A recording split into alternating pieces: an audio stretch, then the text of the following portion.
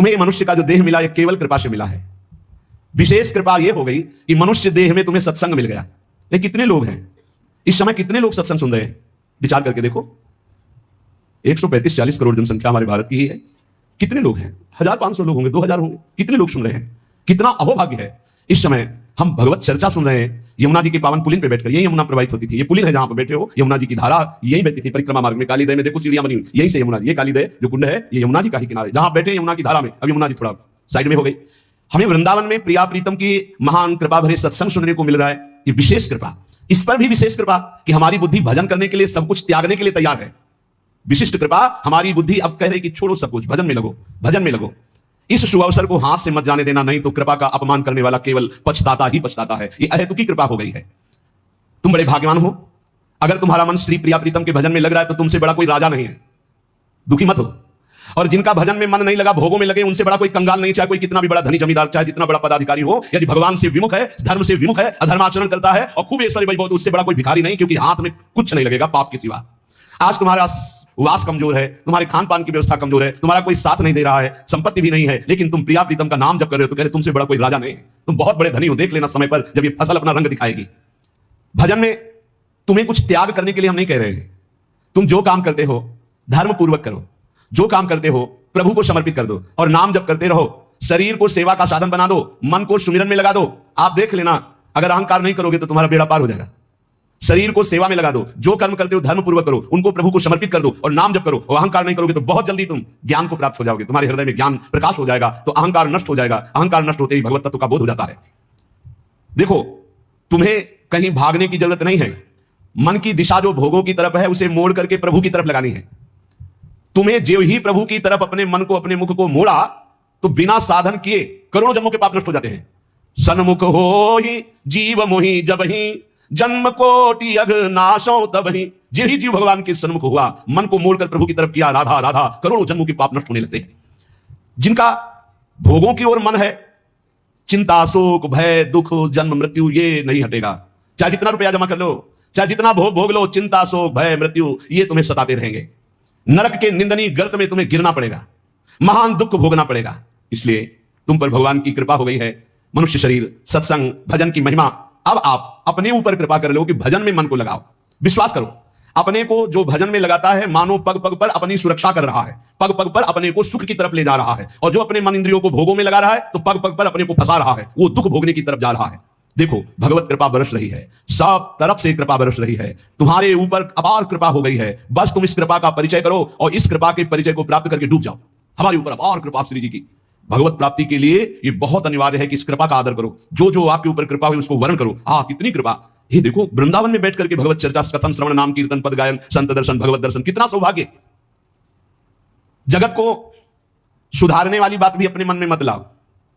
तुम ठेकेदार नहीं हो जगत के, पहले तुम सुधरो तब बात समझ में आएगी। तुम्हारा सुधार हुआ कि जगत को सुधारना नहीं, ऐसा भगवत स्वरूप है। पहले तुम सुधरो। और प्रायः यह होता है कि हम जगत सुधारने की बात, जहां थोड़ा परमार्थ बना तो हम दूसरों को सुधारने की बात सोचने लगते हैं। पहले तत्व तक पहुंचो, पहले बोध प्राप्त करो, नहीं तो बीच में अगर पूरे सच्चे खिलाड़ी नहीं हो तो माया के पास टांग मार के अपने पक्ष में गिरा लेंगे और तुम अपने पक्ष में पहुंच नहीं पाओगे।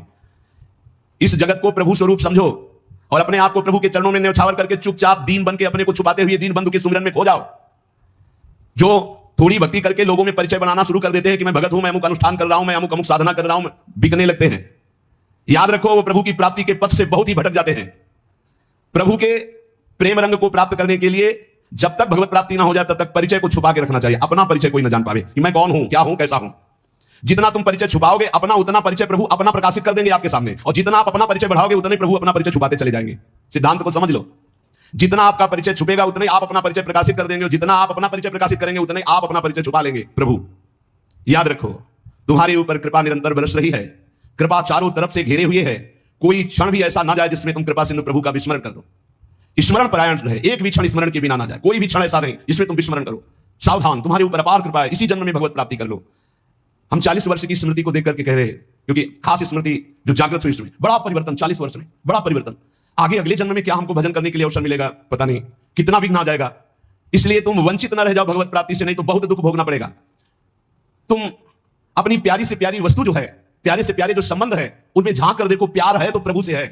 अगर प्रभु शरीरों से निकल जाए तो कोई शरीर से प्यार नहीं करेगा, चाहे पत्नी हो, चाहे पुत्र हो, चाहे कोई प्यारा हो। तुम उसी प्यारे से प्यार करो, निहाल हो जाओगे। सचमुच विश्वास करो, वो सामने नहीं आ रहा पर वो छुप छुप कर आपको बहुत प्यार कर रहा है। सम्मम प्रिय, सम्मम उपजाए।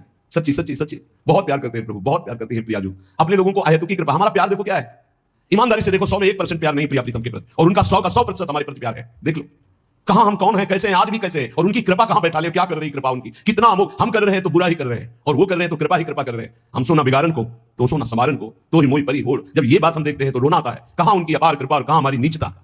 वो अज्ञात रूप से आपको बहुत प्यार करते हुए हर समय आपको दुलार कर रहे हैं। वो तुम्हें कभी एक क्षण के लिए भी नहीं छोड़ते। तुम केवल निरंतर स्मरण करो तो तुम्हें दिखाई देगा कि उनका परम अभय कर कमल तुम्हारे सर पर रखा हुआ है। अब किसके आशीर्वाद की मांगने की जरूरत है? तो आप पूछेंगे कि यदि इतनी बात आप कह रहे हैं कि हमारे को चारों तरफ से भगवान की कृपा घेरे हुए है, हमारे ऊपर भगवान का अभय वरद हस्त है, तो फिर मैं जल क्यों रहा हूं, मेरे अंदर जलन क्यों है, हृदय क्यों नहीं शीतल हो जाता? दिन रात हृदय में शोक है, विषाद है, चिंता है, आग की तरह जल रहा है, चैन नहीं मिल रही है। ये क्या कृपा है आपकी? ये क्या आपका अभय वरद हस्त है? आप कह रहे हो सब पर कृपा है, तो मेरा तो हृदय जलता रहता है, मेरा तो हृदय विषाद चिंता शोक से युक्त रहता है। उत्तर यह है, ना आग है ना जलन है, तुम समझ नहीं पा रहे हो, तुम्हारी उल्टी सोच की जलन है, तुम्हारी उल्टी समझ के कारण ये जलन है। अगर समझ जाओगे तो निहाल हो जाओगे। तुम्हारी उल्टी चाल है, दुख की तरफ चल रहे हो, असत का चिंतन कर रहे हो, जो जलन है उसका चिंतन कर रहे हो, उसमें फंसे हो इसलिए जल रहे हो।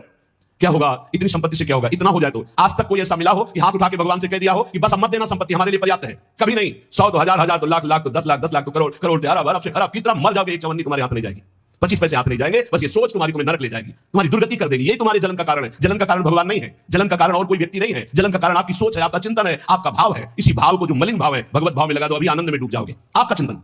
2 ब्राह्मण बैठे हुए थे पास, एक भगत आया, उसने कहा हमें 2 ब्राह्मण भोजन कराने, आप चलेंगे? बोले हाँ हाँ। गए, अच्छे से भोजन पाया, बाहर निकले, 11-11 रुपया देकर पैर छुआ। तीसरा ब्राह्मण दूर खड़ा देख रहा था, तो एक ब्राह्मण मुस्कुरा रहा था जो प्रसाद पाके आया था, और दूसरा जल रहा था। तीसरे ब्राह्मण ने पूछा कि आप मुस्कुरा क्यों रहे? तुम कहा यार आज तो भोजन की भी व्यवस्था नहीं थी, भगवान ने कितनी कृपा की, भोजन भी मिला, 11 रुपया दक्षिणा मिली। दूसरे से कहा आपका चेहरा उदास है, आप जलन से युक्त क्यों है? यार हमने सोचा था 51 रुपया देगा, 11 दिया, तो 40 का तो घाटा हो गया ना, इसलिए चल रहा हूं। अब उसमें बोलो भगवान की क्या कमी है? भगवान ने दोनों को भोजन दिया, 11-11 दक्षिणा दी, उसका भाव उसको जला रहा है, उसका चिंतन उसको जला। ये खुश है कि भोजन भी मिला, 11 रुपया मिले। एक नाराज है, जल रहा है कि 51 तो देता, 40 का घाटा हो गया, हृदय में जल रहा है। ये जलन, ये शोक, ये चिंता, ये विषाद तुम्हारे चिंतन से है, तुम्हारी गलत दिशा से है, तुम्हारे गलत आचरणों से। भगवान की कृपा आप पर है, पर आप गलत दिशा जा रहे हैं, आप गलत चिंतन कर रहे हैं, आपका गलत भाव है, इसलिए आप शोक विषाद चिंता भय आदि में है। तुम्हारा ज्ञान अज्ञान ही है, क्योंकि तुम दुख को सुख मानकर भोगने के लिए दुख की तरफ जा रहे हो। इस संसार में जिसको कहीं कुछ भी अच्छा लग रहा है, कोई भोग, कोई व्यक्ति, कोई पद, कोई वस्तु, वो अज्ञान ही है। दुखालय में शाश्वतम बोर्ड लगा दिया भगवान ने, यहां नाशवान सब कुछ है जो कुछ भी आपके पास है, और सब दुख देने वाला है परिणाम में। परिणाम में, वर्तमान में तो तुम्हें सुखद लगेगा, लेकिन परिणाम में दुख देने वाला यहां सब कुछ है। जो दिखाई दे रहा है वो है नहीं, जो है वो दिखाई नहीं दे रहा। यही माया का कार्य है।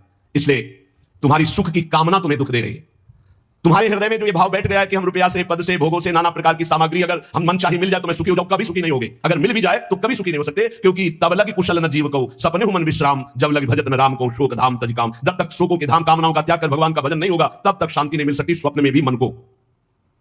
ये जो सृष्टि दिख रही है ये ऐसी है नहीं, ये अविद्या के कारण दिख रही है, ये ब्रह्म में है, भगवत स्वरूप है। भगवान गीता जी में कह रहे हैं वासुदेवाश्रमिति समात्मा सुदृढ़। जो महान आत्मा ऐसा देखता है कि सब भगवान, केवल भगवान, पूरे के पूरे भगवान, मत्ता पर तरफ नान्यत किंचित अस्ति धनंजय, किंचन मात्र कुछ और नहीं, वो भगवान की कृपा से परमानंद में डूबता है। चलो, यदि तुम नहीं सुधर सकते, नहीं छोड़ सकते, तो जो होता है होने दो, तुम नाम को पकड़ लो। तुम्हारे रोकने से न मन रुक रहा है, न इंद्रियां रुक रही, न बुरे आचरण रुक रहे। छोड़ो, रोकने की बात छोड़ो, पकड़ो, नाम को पकड़ो। राधा राधा राधा, अपने आप घृणा ना हो जाए, तुमसे बता देना, अपने आप घृणा हो जाएगी, पक्का हो जाएगी। बड़े बड़े विषयी पुरुषों को ऐसी घृणा हुई कि जीवन में लौटकर कभी भोगों की तरफ नहीं देखा, जीवन में लौट करके। ऐसे आसक्त भोगी पुरुष, और जिस समय नाम का कृपा प्रसाद चढ़ा तो लौट करके नहीं देखा उन भोगों की तरफ। तुम तो बस अपने मंगलमय प्रभु के चिंतन में चित्त को जोड़ दो, फिर देखो कैसा परिवर्तन होता है। तुम किसी स्थिति की खास कल्पना मत करो, निश्चिंत हो जाओ। तुम नाम के जपने में चित्त को जोड़ दिया तो ऐसे सुख के प्रवाह में पड़ोगे, तुम्हें पता ही नहीं है कि कितना सुख नाम जापक को मिलता है। अगर नाम जप नहीं करोगे तो तुम्हें पता है तुम सुख के लोभ में ऐसे भयानक जगह गिरने जा रहे हो जहां से तुम्हें केवल केवल हरि बचा सकते हैं, दूसरा नहीं। बड़ा सुंदर दिखाई दे रहा है, बड़ा लुभावना सुखद दिखाई दे रहा है, लेकिन भगवान से विमुख होकर जब इसको भोगने जाओगे तो ऐसा फंस जाओगे कि निकलना मुश्किल हो जाएगा। संसार एक ऐसा सुहाना दलदल है जिसमें जानबूझ के जाके फंस जाया जाता है। दलदल का मतलब होता है ऊपर से एकदम सूखी पपड़ी, ऐसा लगता है बिल्कुल आप थल में आराम से चले जाइए, कहीं कोई परेशानी, और जो ही गए गले तक गए, एकदम रबड़ी जैसा वो मिट्टी होती, धंसते चले जाओ। ऐसा दुखद, ऐसा चिंता शोक जलन वाला संसार इतना सुहावना बना है माया से कि जानबूझ करके इसमें कूद जाते हो, जलते रहते हैं। चिंता शोक भय ईर्ष्या द्वेष काम क्रोध लोभ मोह मद मत्सर एक है, ये सब तुम्हें जला देंगे यदि नाम जप नहीं करोगे। इसीलिए हर प्रश्न का उत्तर नाम जप है, क्योंकि सब का बल नाम में ही प्रकट होता है। इस दुख से तुम कभी अलग नहीं हो सकते। ये दुख तुमसे कभी अलग नहीं हो सकता, ये जलाएगा जब तक भजन नहीं करोगे। इसलिए भजन करना सर्वोपरि बात समझ लो। अगर समझ में आ रही हो तो समझ लो, केवल इतना समझ लो, तुम नाम को पकड़ लो, नाम सबसे छुड़वा देगा आपको। एक जन्म स्वांग ही कर लो भक्ति का, झूठा खेले साचा होए, झूठा शुरू कर दो। ये हमारा भाव तो नहीं बनता, हमारी भक्ति तो नहीं, पर कहा है तो राधा राधा शुरू कर दे। झूठा खेले साचा होए, ये मार्ग ऐसा है, झूठे से बोलो रामकृष्ण हरि तो आपका मंगल हो जाएगा। जे भी आप नाम जपना शुरू करते हैं तो खास बात क्या होती है कि आपके जीवन की बागडोर स्वयं श्री कृष्ण ऐसे पकड़ लेते हैं जैसे अर्जुन के रथ की बागडोर पकड़ ली। अब वो आनंद की ही तरफ ले जाएंगे, आपको दिखाई देगा क्योंकि आपके नेत्र गलत है। जहां दुख है वहां आपको आनंद दिखाई दे रहा है, जहां आनंद है वहां आपको दुख दिखाई दे रहा है। तो अब श्री कृष्ण आपकी यात्रा आनंद की तरफ करेंगे तो हो सकता है आपके नेत्रों में दिखाई दे कि दुख है भक्ति में, लेकिन वास्तविक आनंद का मार्ग भगवान की चरणारविंद तक है। अगर इनके चरणों तक नहीं पहुंचे तो आनंद कहीं नहीं। ब्रह्म स्तंभ पर्यंतम सर्वम मायामयम जगत। विश्वास करो भगवान सत्य है, विश्वास करो भगवान नित्य है, विश्वास करो भगवान सर्वत्र है। तो भगवान सर्वत्र है, विश्वास करो तो भय किससे? एक क्षण के लिए भी वे तुम्हें नहीं छोड़ते, हर समय तुम्हारे साथ रहते हैं। ये बात कब जानोगे? जब नाम जप करते हुए विश्वास करोगे। भगवान तुम्हें बहुत प्यार करते हैं, वो सर्वशक्तिमान है। बस तुम उनकी तरफ मुड़ो, वो इतना देखना चाहते हैं। जो ही मुड़े तो सारी शक्ति लगाकर तुम्हारा कल्याण कर देंगे। और वो अपार शक्तिशाली है, फिर कोई आपको डिगा नहीं सकता, गिरा नहीं सकता। हम पुकारते नहीं हैं उनको। एक बालक विद्यालय की तरफ जा रहा था तो छोटा सकरा मार्ग था, तो एक पहाड़ के टुकड़ा करके गिरा। तो वो निकलने के लिए पूरी ताकत लगा के उठाया, फिर भी नहीं उठा, फिर और ताकत लगाया, नहीं उठा, फिर पूरी ताकत लगाया, नहीं उठा, निराश होकर बैठ गया। उसका पिता देख रहा था, तेरी अभी पूरी ताकत नहीं लगी, तू मेरा बच्चा है, तेरी पूरी ताकत तो मैं हूं, मुझे पुकार। और आया और उठाकर बाहर फेंक दिया। बस हमें यही कमी है, हम बार बार माया से परास्त होकर हार कर बैठ जाते हैं, लेकिन अपने पिता को नहीं पुकारते। हमारे पिता सम्मम प्रीसम्मम उपजाए प्रभु हैं, हमारा पूरा बल प्रभु है। अगर हम अपने प्रभु को पुकारें आर्त भाव से तो कोई भी माया का ऐसा रोड़ा नहीं है जो हमारे मार्ग में बाधा पहुंचा सके। विश्वास करो भगवान सत्य संकल्प है। विश्वास करो जब तुम उनसे मिलने का संकल्प करोगे तो तुम्हें कृतार्थ कर देंगे, पर हृदय से तुम मिलना चाहो।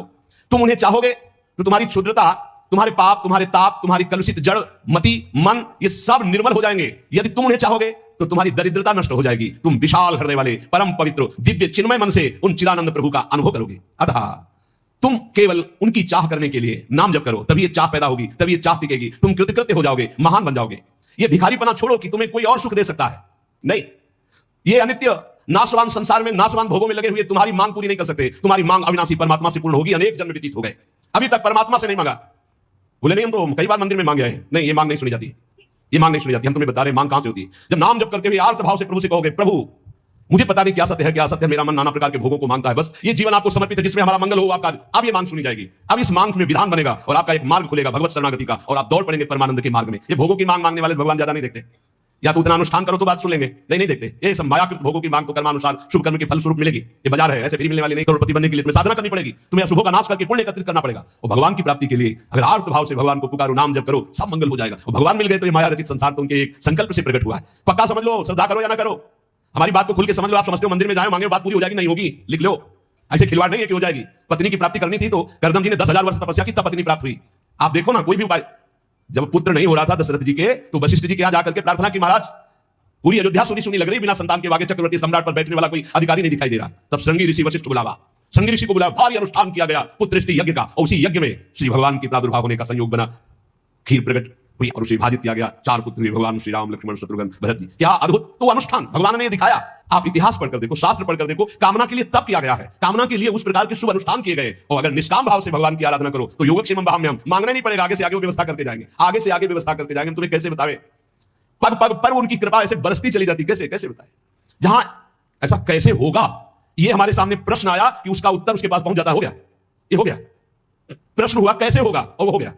अरे कर तुम अन्यथा कर तुम, हम प्रभु की शरण में हैं, उनके वचन कभी झूठे हो सकते हो। कहते हैं अनन्यास चिंतयन्तो माम ये जनाः परिपासते तेषां नित्याभियुक्तानां योगक्षेमं वहाम्यहम्, मैं स्वयं वहन करता हूं, अप्राप्ति की प्राप्ति कराता हूं, क्षेम की रक्षा करता हूं। किनको? जो केवल मेरा चिंतन करते हैं। फिर आपको चिंता की बात नहीं, और आप चिंता नहीं कर रहे, मनमानी भोगाचरणों में उतरे हुए हैं, और आप चले गए मंदिर, भगवान हमारी कामना पूरी नहीं होगी, पूर्ति हमारी बात मान लो। उसके लिए अनुष्ठान करना पड़ेगा उस कामना के अनुसार। अच्छा, दूसरे लोग होते हैं, जैसे किसी लेबर से कहा जाए तुम्हें 500 रुपए देंगे, शाम तक ये काम हो जाना चाहिए। बोले जी साहब, ऐसे भगवान से बात करते हैं। प्रलोभन भगवान को दे रहे हो, घूस दे रहे हो, तुम्हें 56 भोग लगा देंगे, तुम हमारा काम कर दो, ऐसे होता है? नहीं। जब कोई बात कहनी है तो हृदय से आर्त भाव से, नाथ मैं आपका हूं। अपने पिता को कोई घूस देता है, मां 100 रुपया देंगे बाल भोग बना दे, कभी ऐसा कहा है आपने पिता से? कभी लाओ 500 रुपया, हमें जरूरत है, नहीं देंगे, रोज मांगता है, अरे दिला पड़ेगा, वापस हमारा कोई है नहीं तो हमको चाहिए, आप दो, पापा आपको देना पड़ेगा। ऐसे या तो संबंध से मांगो, भगवान से संबंध है, संसार में भगवान से संबंध नहीं है तो भगवान नौकर नहीं तुम्हारे, भगवान भगवान है। अरे अखिल कोटि ब्रह्मांडों के मालिक है वो, अनंत ब्रह्मांडों का भरण पोषण करने वाले तुम्हारे कैसे बच्चे हो? तो कैसे बच्चे हो? अपने पिता से, अपने प्रभु से, अपने सखा से, अपने प्राण प्रीतम से कैसे तुम बात करते हो? या तो संबंध रख के बात करो, या फिर उतना साधना करो, तब तो कामनाओं की पूर्ति। साधना हो रही भोगों की, मनमानी भोगाचरण, धर्म विरुद्ध आचरण, और भगवान से जाके मांगोगे तो बोले हमारी श्रद्धा हो गई, हमारी कामना की पूर्ति नहीं की भगवान ने। तुम्हारी श्रद्धा से क्या फर्क पड़ता है? आकाश पे श्रद्धा करोगे तो क्या फर्क पड़ जाएगा? आकाश पे श्रद्धा करोगे तो क्या फर्क पड़ जाएगा? तुम्हारा भाव, आकाश तो बहुत दूर है, तुम छू नहीं सकते। ऐसे वो परमात्मा निर्लिप्त निरपेक्ष, तुम्हारे किसी भाव से वहां फर्क नहीं पड़ता। हाँ, तुम्हारे पे फर्क पड़ जाएगा। भाव करोगे तुम्हारा मंगल हो जाएगा, अभाव करोगे अपने आप नष्ट हो जाओगे। विश्वास करो, भगवान सत्य संकल्प है, कृपा की मूर्ति है, कृपामयी है, प्रभु मूर्ति कृपामयी है। पर यह विश्वास तभी जब नाम चल रहा है। हमारी बात मान लेना, बिल्कुल हृदय से कह रहा हूं, पूरे जीवन की बात, साल बात कह रहा हूं। पायो नाम चारु चिंतामणि, उर करते न खसई हो, अब लो नसानी, अब ना नसई हो। ओह, मिल गया है चिंतामणि। चिंतामणि चिंतित पदार्थों को प्रदान करने वाली चिंतामणि। क्या बोले? नाम, नाम रूपी सुंदर चिंतामणि मिल गई, अब छोड़ूंगा नहीं। राधा राधा राधा राधा, हृदय रूपी हाथ से भी चिंतामणि को नहीं जाने दूंगा, अर्थात हृदय से निरंतर नाम जप करूंगा। तब तुम्हारे हृदय में यह भाव आ जाएगा, प्रभु मूर्ति कृपामयी है, करुणामयी, स्वामिनी जी लाल जी की कृपा में आप डूबने लगोगे। विश्वास करो, तुम्हें जो दुख मिल रहा है, जो संकट मिल रहा है, जो पीड़ा मिल रही, जो यातना मिल रही, इसमें भी कृपा है प्रभु की। इसमें महान हित छुपा हुआ है, अभी और मिलना चाहिए। जब सब रास्ते बंद हो जाए तब कृपा का रास्ता खुलता है। ये अविश्वासी जीव मानेगा नहीं। अगर इसको थोड़ी भी गली मिली संसार की, तो संसार की ही गली में जाएगा, प्रभु के मार्ग में नहीं जाएगा। और जब प्रभु के मार्ग में चलोगे तो संसार की कोई विपत्ति या कोई संपत्ति आपको घसीट ले जाएगी। बहुत विचित्र माया का खेल है, बहुत विचित्र माया का खेल। इसलिए बिल्कुल जो कदम बढ़ाना, बहुत मजबूत बढ़ाना, ऐसे बढ़ाना कि अगर घर के सब मर जाएं तो भी हम घर पीछे वापस नहीं लौटेंगे। जिसने देखने का हृदय में ठान लिया प्रभु के, तो उसे और के देखने की इच्छा नहीं करनी चाहिए, फिर वापस प्रभु की तरफ नहीं आ पाओगे, पक्का समझ लेना। या तो ये पूरे जीवन की बात कह रहा हूं, या तो ऐसी विपत्ति आएगी कि आपको भागना पड़ेगा, या ऐसा प्रलोभन आएगा। प्रलोभन भी आता है, बहुत जोर का प्रलोभन आता है। कितनी जगह ऐसे प्रलोभन आते हैं साधक के मार्ग में। प्रलोभन और भय, इन दोनों का त्याग करके जो भगवत मार्ग में बढ़ता है, वही आगे जाकर के जान पाता है कि संकट, विपत्ति, अपमान, तिरस्कार, संसार सब ठुकरा रहा है, ये भगवान की कृपा है। समझ पाएगा? कोई कृपा है, लगता है ये कोई कृपा है? कृपा है नमस्कार प्रणाम, माला पहनाया जा रहा है, अनुकूलता है, भोग सामग्री, जय जयकार, ये कृपा है? नहीं, ये कृपा नहीं। बहुत संभल के रहना, ये कृपा नहीं। कृपा है तिरस्कार, अपमान, निंदा, दुख, विपत्ति, संकट। क्यों? इससे संसार का राग और देह भाव नष्ट होता है। इसलिए सम्मानम कल्याति घोर गर्लम कहा गया। सम्मान विष है, नीच पुरुषों द्वारा किया हुआ अपमान अमृत है। विश्वास करो, तुम्हारे आगे पीछे बाएं दाएं ऊपर नीचे केवल भगवान की कृपा घेरे हुई है। वो सुधा धारा बरसा रही है, अमृत रस बरसा रही है। तुम्हारी शक्ति नहीं अब कि तुम भगवान के मार्ग से हट जाओ, क्योंकि ऐसा चिंतन करो, कितना आनंद है। मेरे आगे पीछे दाएं बाएं ऊपर नीचे सब तरफ से मैं कृपा से घिरा हूं। अब मुझे कोई भी परास्त नहीं कर सकता। मैं भी चाहूं तो अब नहीं वापस जा सकता, भाग नहीं सकता, क्योंकि कृपा ने मुझे घेर रखा है। देखो, भगवान पर भरोसा और इसमें कभी शिथिलता ना पावे तो बहुत जल्दी भगवत प्राप्ति हो जाती है। भगवान पर दृढ़ भरोसा और शिथिलता ना आना,